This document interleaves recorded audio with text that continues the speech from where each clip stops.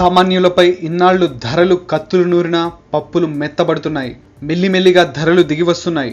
తగ్గిన ధరలతో సామాన్యుడు ఊపిరి పీల్చుకుంటున్నాడు.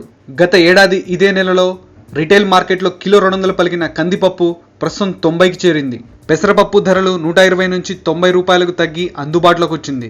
కందిపప్పుతో పోటీపడి మరీ కిలోకు 200కి పెరిగిన మినపప్పు కూడా ఇప్పుడు 130 నుంచి 150 రూపాయలకు మధ్య అందుబాటులోకి వచ్చింది. మధ్యస్థ రకాల పప్పుల ధరలు ఇంకా తక్కువ ధరలోనే అందుబాటులో ఉన్నాయి.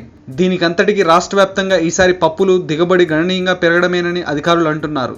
ముఖ్యంగా కందులను అనుకున్న దానికంటే ఎక్కువగానే రాష్ట్రంలో రైతులు పండించారని చెబుతున్నారు. రబీలో పప్పులు ఉత్పత్తులు మరింత పెరిగే అవకాశాలు ఉన్నాయని, దాంతో పప్పుల ధరలు మరింతగా తగ్గనున్నాయని చెబుతున్నారు. వాస్తవానికి గత ఏడాదిలో తెలంగాణలో 2.25 లక్షల మెట్రిక్ టన్నుల కందిపప్పు దిగుబడి జరగ్గా ఈసారి 4.34 లక్షల మెట్రిక్ టన్నులు దిగుబడి వచ్చే అవకాశం ఉందని మార్కెటింగ్ శాఖ అధికారులు అంచనా వేస్తున్నారు.